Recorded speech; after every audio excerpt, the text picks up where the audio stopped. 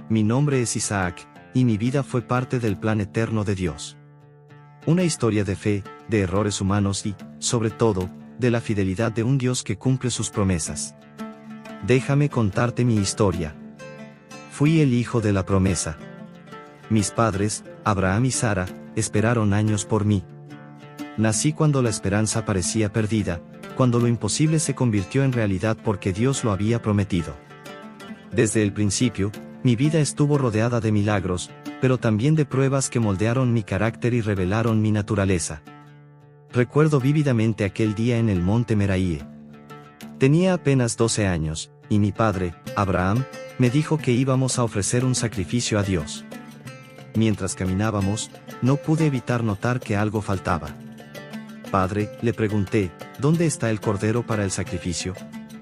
Su respuesta quedó grabada en mi corazón para siempre: Dios se encargará de proveerlo. En aquel altar, cuando entendí que yo era el sacrificio, no luché ni me resistí. Era joven, pero había aprendido a confiar en la fe de mi padre. Y justo cuando el cuchillo estaba por caer, Dios proveyó un carnero. Ese día entendí algo profundo: nuestro Dios siempre provee. Mi juventud fue tranquila. No fui un hombre de muchas palabras ni de acciones grandiosas. No hayas relatos de guerras ni de grandes hazañas en mi vida. Yo era un hombre sosegado, un amante de la paz. Incluso cuando enfrenté problemas con los filisteos por los pozos que había heredado de mi padre, preferí no pelear. Cavaban un pozo, ellos lo tomaban. Cavaba otro, y ellos lo reclamaban.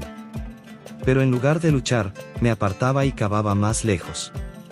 Finalmente, Dios nos dio un lugar llamado Rehoboth, un espacio de descanso y abundancia.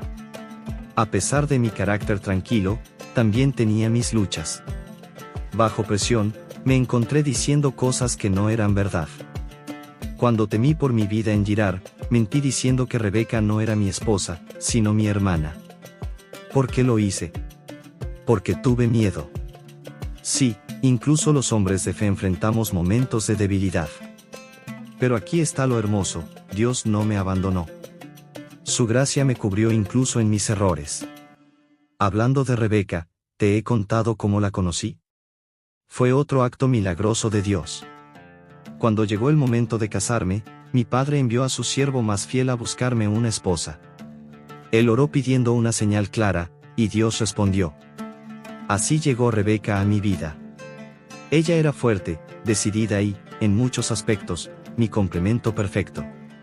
Pero como toda pareja, tuvimos nuestras diferencias. Rebeca y yo tuvimos 2 hijos, Esaú y Jacob. Desde el principio, quedó claro que ellos serían muy diferentes. Esaú era un hombre de acción, un cazador nato. Pasaba sus días en el campo, y yo, siendo un hombre tranquilo, admiraba su fuerza y habilidad. Jacob, en cambio, era más reservado, más astuto. Se quedaba cerca del campamento, ayudando en tareas diarias. Aquí es donde quiero ser honesto contigo. Cometí un error que tuvo consecuencias para mi familia: el favoritismo. Prefería a Esaú porque me identificaba más con él y, francamente, disfrutaba de la carne que cazaba para mí. Rebeca, por otro lado, prefería a Jacob.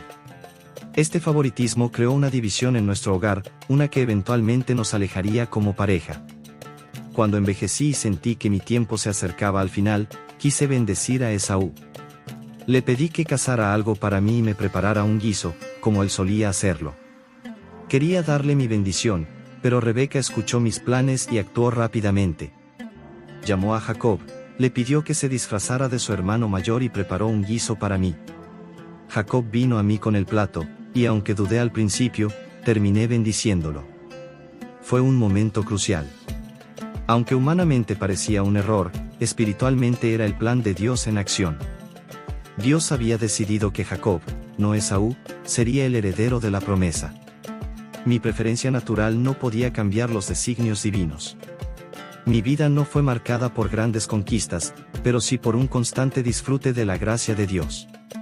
Incluso en mi vejez, cuando pedí aquel guiso, estaba disfrutando del sustento que Dios provee. Aunque mi familia estaba ocupada con conflictos y engaños, yo estaba ahí, sentado, disfrutando. Mi vida fue un recordatorio de que la gracia de Dios no depende de nuestra perfección ni de nuestros logros, sino de su fidelidad.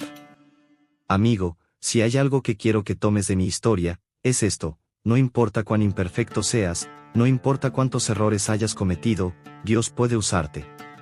Yo fui un hombre tranquilo, con debilidades evidentes, pero Dios me escogió para continuar su plan eterno. Él no busca perfección, busca corazones dispuestos a confiar en Él. Hoy te invito a reflexionar en tu propia vida. ¿Estás dispuesto a confiar en que Dios usará incluso tus imperfecciones para cumplir su propósito? Si Él pudo usarme a mí, créeme, también puede usarte a ti.